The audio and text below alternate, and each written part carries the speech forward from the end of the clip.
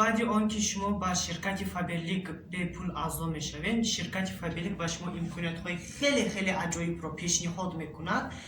مثلا یکمین امکاناتی که شرکت پیشنهاد میکند این تمام محصولات‌هایی که برای خودتان لازم است، برای عائله شما لازم است، شما میتوانید با نرخ درونه خریداری کنید. یعنی که عیناً با نرخ زواد، نرخ درونه میتونید که خریداری کنید. مثلا برای هر یک عائله چی لازم است؟ یکم شده این شامپون، هر یک عائله استفاده میبرد شامپون باید که این خیلی مهم است و یعنی که اسورتیمنت ما خیلی زیاده و تنها برای آن که شما برای خودتان لازم محصولات ها رو نبار گرفتین و با شناسای خود، با نزدیکای خودتان درباره همین امکاناتی که محصولات های شرکت رو نرخ درونه کتی ارزان گرفته میشدگیش با شناسای خود توصیه کردیم. برای اینکه شما پیشنهاد توصیه کردین، شرکت فابرلیک شما با هر 21 روز از شرکت مزه کرده درآمد میگیرید، پول میگیرید از شرکت، تنها برای اینکه شرکت رو پیشنهاد کردید. مثلا شما بگیم که هر یک ما چای، مثلا ما با اسورتیمنت ما با چای فامیلی کلاب گفته که چای های خوب برآمدن. وقتی که این گونه چای رو مینوشید، راست دیگر چای ها رو نوشیدن نمیفورد و شما الکی. یعنی که هر یکی ما چی صابون لازم است برای هر یک عائله، دیزادرانت در کاره، دیزادرانت لازم است، چی مثلا که پرفیوم ها مردکانه زنکانه، زبنای پاستا، این خیلی مهم است.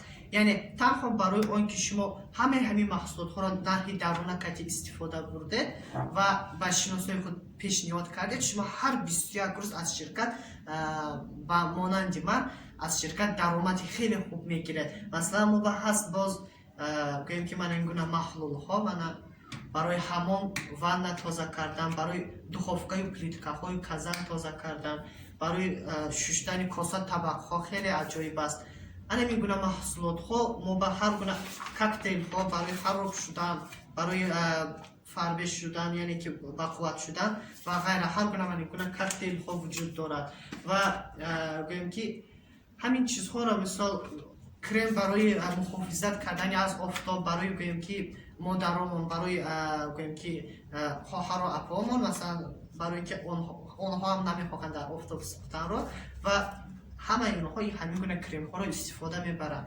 و البته تنها برای اینکه شما این شما پیشنهاد میکنید همین امکانات های شرکت رو، تنها برای اینکه برای خودتان خریداری میکنید، شرکت غیر از درآمد علاوه‌ای، یعنی که هر 21 روز که پول میگیرید، غیر از این باز با شما تنها برای اینکه شما 3000 بال میکنید، یعنی که هر یک محصولاتی که میگیرید بال میگیرد کمپانی برای هر یک محصولات و برای اینکه شما تنها همین 3000 بال میکنید با یاری کماندتون، شما از شرکت با پروگرام بستر استارت یک امکانات بهترینش 18000 سامون مکافات پول میگیرید با 16000 سامون.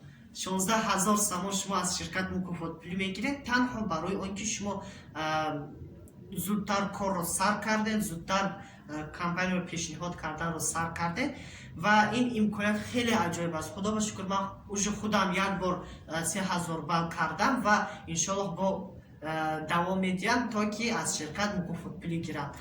خودی من از شرکت تا 3500 سامون درآمد دارم و باز حرکت میکنیم که انشالله درآمد خودم رو زیاد کنیم از شرکت، برای اینکه چقدری که شما تنبلی نمیکنین، چقدری که شما گام میزنین با آدما درباره همین امکانات شرکت پیشنهاد میکنید، همین قدر درآمد شما بسیار میشد از شرکت و این خیلی عجایب است. دوستان عزیز، این گونه امکانات ها در یگان جای وجود ندارد. مثلا عین در همین کاتالوگ حاضره باز شرکت برای کار را سر کردن یک امکانات های بهترین را پیشنهاد کرده است. مثلا شما برای اینکه تنها برای خودتان لازمی محصولات ها را خریداری کردین، باز از شرکت من این گونه خاکای لباسشویی که نرخ خودش 45-50 سامون است در کاتالوگ، شما این را به پول از شرکت خریداری کردن، یعنی که به پول تحفه بگرفته میتوانید.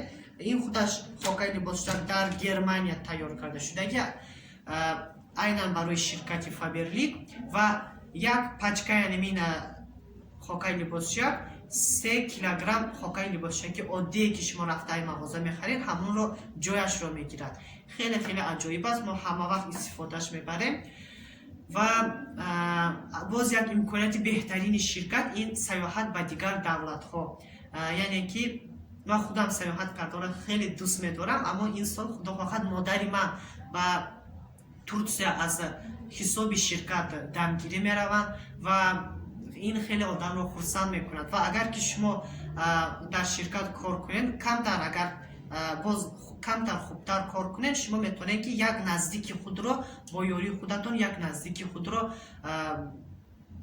ҳамчун партнёр бо худатон дамгирӣ баред.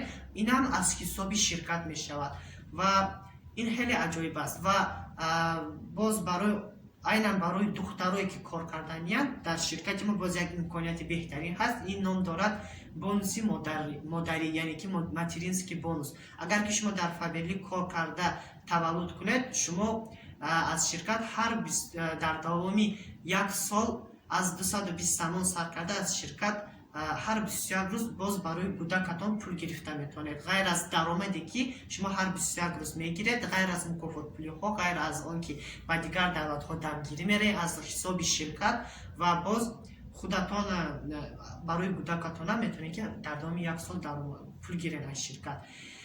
ин имкониятҳои хеле беҳтарине. Дӯстони азиз, чӣ кор кардан дар кор? Танҳо маҳсулотҳои лозимиро аз ширкат бо нархи дарона харидорӣ кардан дар кор, танҳо дар бораи ҳамин имконият ба дигарон тавсия карда гап задан дар кор. Ва вақте ки шумо ба дигарон тавсия мекунед, албатта ҳама розӣ намешавад. Масалан, ман вақте ки акун корро сар карда будам, ман ба бисёри одамо гуфтаги будам ки ин кори намешудагӣ, намешад, намефаҳманд одамо, яъне ки ҳамин хеле гапҳо буд. Ва вақте ки одамо ҳамин хеле гап мезананд, ман рости гап ҳамин хел мисол ба одам нигоҳ мекунаму мегӯям ки акун я барои сухани ту гуфта, гапи ту гуфта, акун ман мақсади худам, орзуи худам, мақсади худамро партофта меравам мегӯму, бо дигараш ба тавсия мекунам, инаш набошад, инаш набошад, инаш набошад, инаш, аммо якташ гӯям ки мефаҳмад ҳамин чиза. ва намихел худо ба шукр кор кардастем. Аллакай офиси худамона дорем дар шаҳри Турсунзода. Агар шумо дар шаҳри Турсунзода бошед, марҳамат ба офиси мо биёед. Офиси мо дар назди главни почтае. Ва ҳозир масалан имконият хеле аҷоиб аст. Ва вақте ки мо акун сар карда будем, ҳоло рости гап ман на интернетро хуб медонистем, на ягона чӣ тариқи интернет кор кардаро. Ҳозир ҳамаи шароитҳо ҳаст. Ҳозир шумо дар Instagram, Facebook, TikTok, YouTube дар ҳама ҷой метавонед ҳамин имкониятҳои ширкатро пешниҳод кунед. Дар ҳама ҷой шумо метавонед мазза карда як телефон дошта бошед, тариқи телефон ҳатто айхонаам набромада кори худатонро, бизнеси худатонро пеш баред ва даромади қонунӣ аз ширкат ҳар 21 рӯз бигиред. Барои ҳамин дӯстони азиз, ба ҳамаи шумо, ба ҳамаи одамое ки ҳамин видеоро дида истоданд, дар ҷои дуруст, дар вақти дуруст як қарори дуруст қабул кардани шуморо интизор ҳастам. Ба ҳамаи шумо ҳаминро мехоҳам ва кадоме ки кор кардани марҳамат, танбалиро аз ёд бироварда, хоҳиши сахт барои худатон пайдо карда корро оғоз кунед ва албатта мо ба шумо кӯмак мерасонем ва ба ҳамаи шумо пешравиро хоҳонам.